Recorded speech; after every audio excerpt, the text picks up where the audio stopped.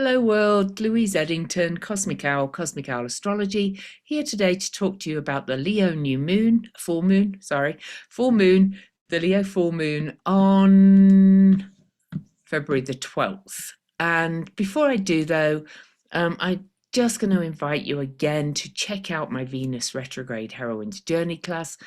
We've got almost 100 people in there now. It's going to be off the charts because there is a Mercury retrograde in the same signs at the same time, and two eclipses, and Neptune moving into Aries for the first time. And all of this is in Pisces, Aries, the last and first signs of the zodiac. This is deep, deep rebirth energy. But anyway, let's move on. Also, like, subscribe, all those kind of things, because this watch to the end helps get more views and so on. But let's move on to this Leo full moon. Now we're in a 9-year 2025, so that's an end of a cycle. But this is a 14/5 universal day, and this is a chaos number. It's my personal number. It's a number of change, information, learning things, but it's definitely a number of change. So there's that to start with. But we also have this at 24 degrees. So I'm going to look at the numbers for that. But before I do, I'm actually going to pull a card for this Leo full moon. Interesting. Well, well, remember I said it's a 14/5 universal day, which is January the 12th, 2025. We got the 4 of bees, and bees are swords in this deck. And so let me tell you what this is about. This is the deck I use, by the way, in the Venus retrograde heroine's journey, because it is associated with the journey. So I'm going to read you the quote first of all. Life is the flower for which love is the honey. And the soul journey for this says, this is a time out for solitude, introspection, rest, peace, and healing. We are guided to reduce physical activity and use this time to withdraw from our everyday surroundings that may have been stressful and tiring us out. Retreat, renewal, and recuperation calls us before we take ourselves to a place of physical and mental exhaustion. Let us take this time to unwind and slow down, meditate, sleep, recognize, and listen to yourself once again. Be, B-E-E, kind to yourself and find your sanctuary within. This is I am resting. Now, walking is my self-care, so I can do this within this card. And I actually saw a post this morning about all of this, what's going on in the world, or the news, the chaos. And a lot of people are getting dysregulated, which means they're off balance, they're going into catastrophe mode. Now, it's awful, the situation, but I am listening to Bishop Bobby. I thought it was, Buddy. I thought it was Buddha, but anyway, it's Buddy. I'm listening to her book right now about, what's it called? How we learn to be brave. Now, that is what's called for amongst these times. Most of us have had some kind of trauma and in our lives, and we've lived through traumatic events, whether it's within our family or whether you lived in a war zone like I did, or like Gabor Mate says, there's little trauma with a little t and a big T. There's all kinds of trauma, and we live in a traumatic society, especially during this time of great change. So what does that have to do with this full moon? Well, first of all, it's at 24 degrees Leo Aquarius, and Aquarius really is our nervous system, okay? And Leo is our heart, the heart of things. So in order to regulate your nervous system, it's coming into the center. It's doing the practices that bring you into the center, which is why I'm always rattling on about self-care and so on. But let's look at the number 24.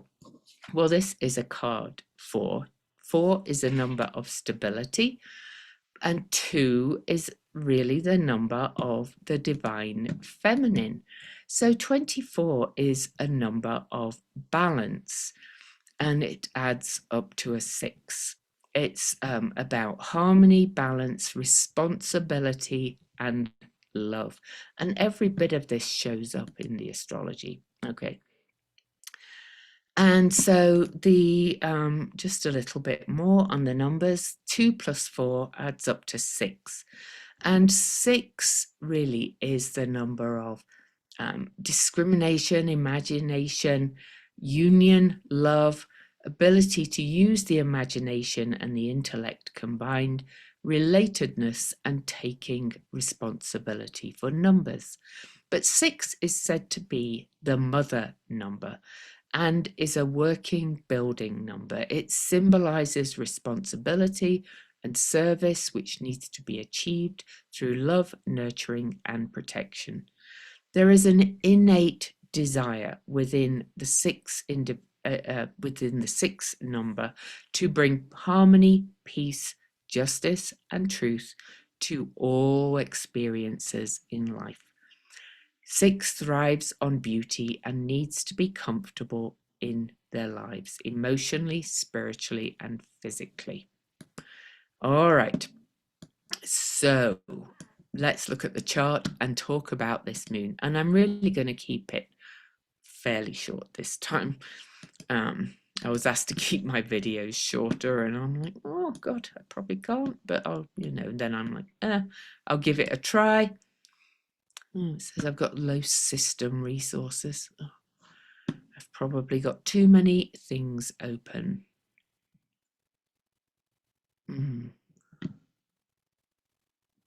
Let me close a ton of windows. I can open them again after. And let me close some things I do not need while we're on. I don't want your sound to be bad. Somebody said the last video was stopping and starting for them. Now, it was not for me, but who knows? I seem to be beset by Mercury retrograde-ish things because of all this kind of weird energy. Anyway, so we are sharing the chart, and I'm closing some software that I'm not using so that hopefully will be good.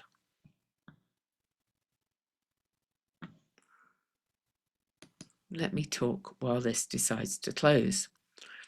So the Leo full moon, and the full moon is here. The moon is in Leo. So Leo is the sign of the heart. It's the sign of joy. It's also the sign of the sun, your very core self. And so I would take this really combined with the 2 plus 4 and the numbers of my favorite message, coming into center, regulating, healing the self, coming into that, regulating the nervous system and doing resting, response, recuperation, all those things that we just talked about in the numbers. Now then, on the opposite side of the full moon, because a full moon is always an opposition, we have the Sun, Ceres, the Great Mother, and Mercury, all conjunct. This is all really almost exactly square Uranus. So this is a time to really wake up and smell the coffee and do things differently. But I'll talk about all of that.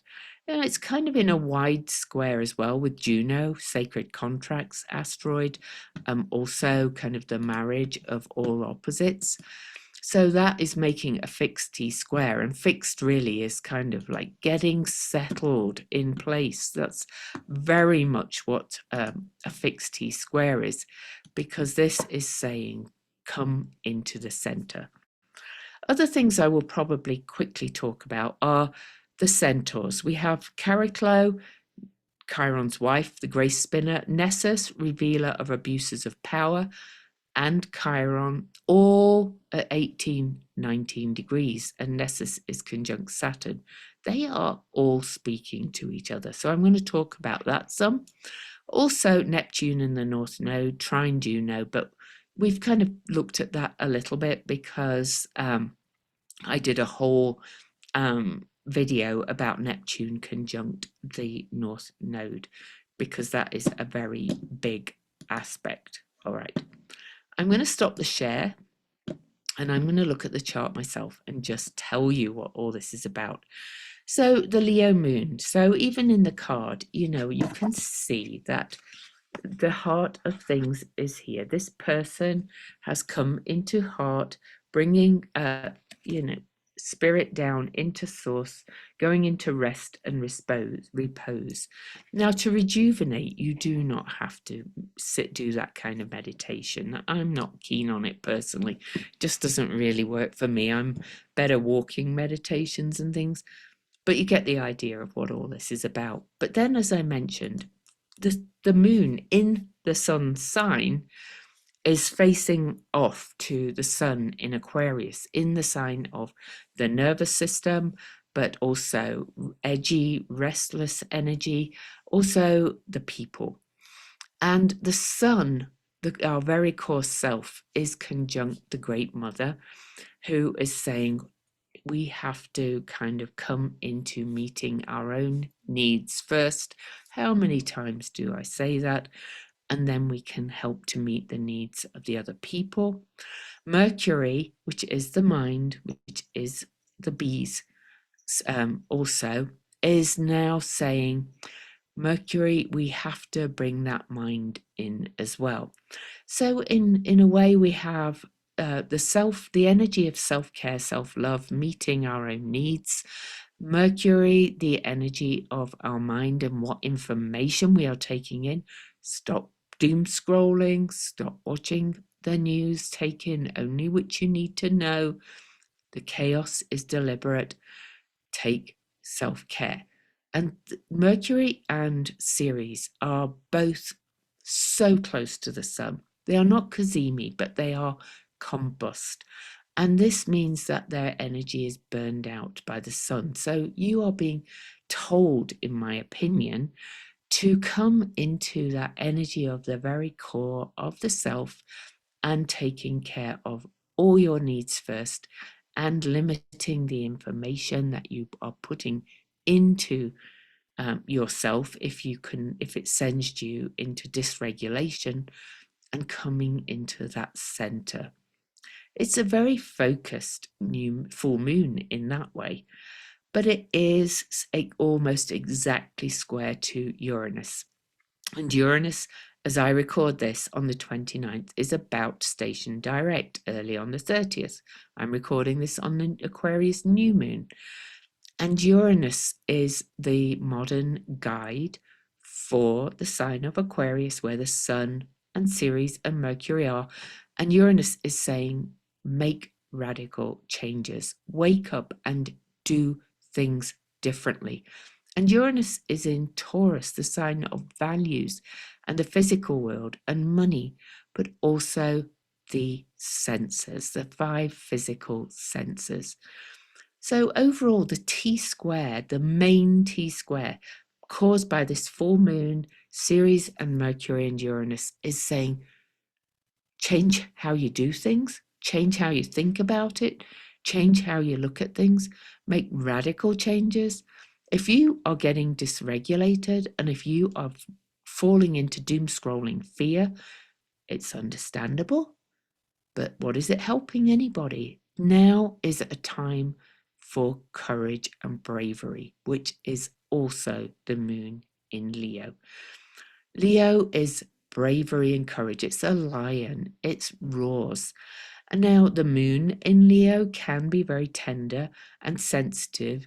So that's why it's important that you fill your cup first and do that recuperation and rest. Won't change anything if you burn out, because all of this energy could easily burn out. So I'm going to invite you to do what I have done and have a whole list of self-care practices. Some can be like longer things like my 4-mile walks. Something can be as simple as going and sitting for 5 minutes with no electronics and stroking your cat or your dog, or just having a little cat nap on the sofa. You will be more able to step into the heart core courage if you regulate your nervous system. That's the full message of this full moon in its essence. But let's talk about those centaurs quickly. Saturn is with Nessus, the revealer of abuses of power. Saturn is boundaries, but also Saturn in Pisces has been letting go of self-limiting beliefs or blocks to things that we were not willing to see, perhaps. Saturn is conjunct Nessus right before this full moon. I think more and more people are waking up, to the fact that there is no big daddy. Isn't it interesting that they call a certain person daddy? No names in this one. We're doing the political videos on Fridays now. And and we are seeing the abuses of power, and we are seeing the real agenda behind all of this. And people are waking up, and more people are going to start waking up and are going to start having the courage to shake tables and do things differently. Incidentally, table shaker Eris in Aries is also at the same degree as this full moon in Aries, and is therefore being aspected by the moon and by the sun. And that is pure courage, to shake tables, to stand up even when your voice shakes, and throw the apple of discord in and show that this is not fair and not equitable and not good for the people and the outsiders, or the earth and the animals. And then we have Chariclo, Chiron's wife, this grace spinner at 18 Aquarius, also under the beams of the sun. But she is helping us to rewrite this inner story of our hopes and wishes for the future, but also pulling the pieces and the threads together about our role in creating and co-creating the future. And then Chiron, we have Chiron still at 19 degrees, the key to healing. And the key to healing is in Aries, which is the sign of the individual, the autonomous, sovereign, for want of a better word, being.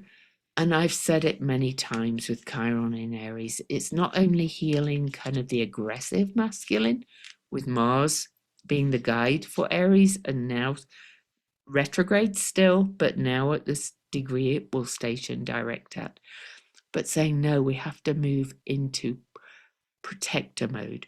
We have to be a warrior from the inside out, for ourselves, fight for others after we've moved in and regulated our nervous system. Then we have the North Node conjunct Neptune, stepping into this higher love of grace, of seeking peace, of choosing to see our interconnectedness. And that's in aspect to Juno in Scorpio, saying together we are minion. We can really be the change we wish to see in the world if we step into our essence and our agency and our heart, and have courage, and each play our part. But first, we have to regulate the nervous system. So I just want to go back to the chart again, really. Most of you know I did the quantum astrology gathering, and I see this chart as all the parts of ourselves, collectively and individually, and everything has to come to the center. So we have to pull in all the parts of ourselves. Pallas Athena is here at 28 Capricorn in the sign of the Rule. She is trying to weigh those scales of justice and fight to preserve the institutions that are working.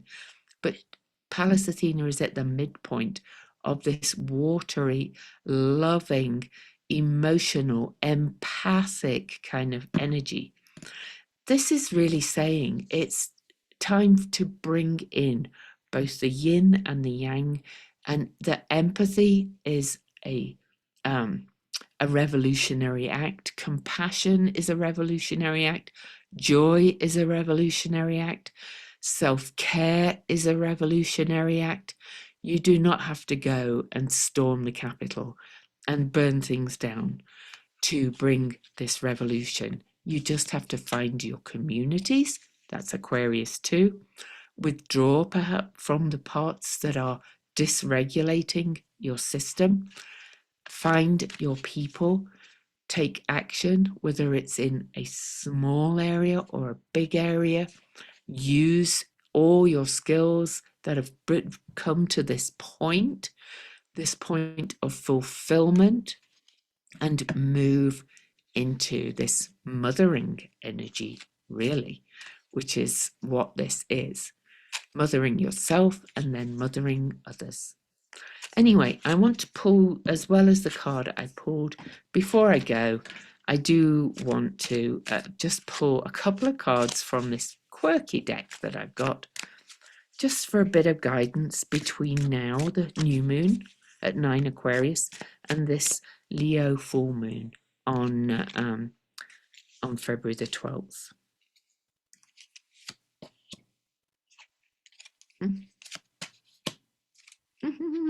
Okay.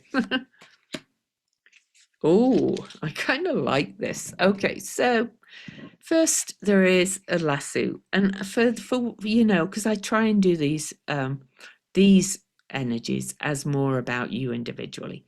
This is saying lasso everything. Pull yourself in, harness your nervous system, come into that center. Then find this inner wild woman inside, okay? And that kind of speaks to me as like what lights you up, what makes you feel like that essential essence of your sovereign autonomous self. Okay, it doesn't mean going and screaming like a, you know. And then we get this, and I'm going to say this is Uranus in Taurus, the bull. Once you have come to center, inexorably you will be able to bulldoze your way through that which you wish to change and co-create the new paradigm that we are moving into. Bulldozers, they are persistent, they push, there's very little stopping them. So that's what you're invited to step into as well.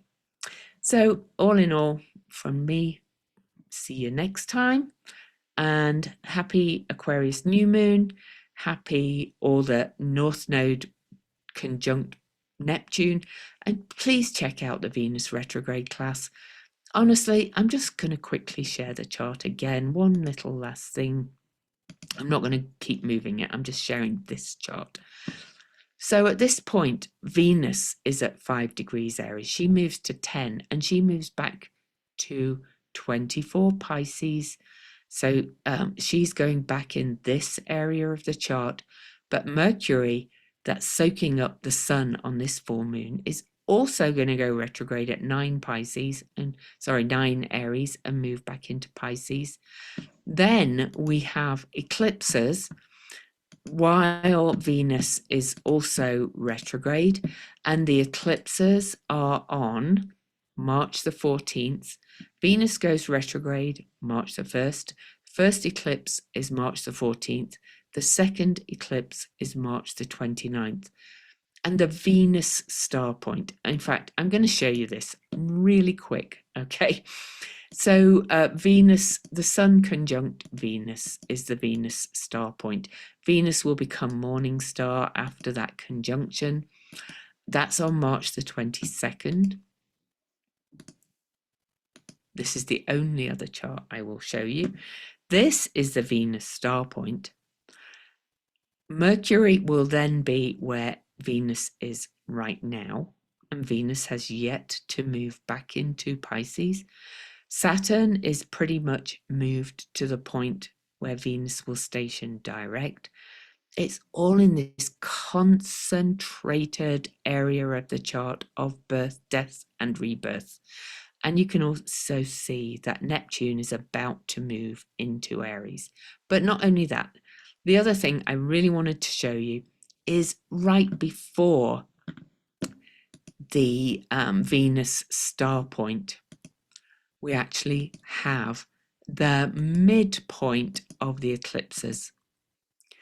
So on earlier on the day, on March 22nd, the moon will reach to Aries.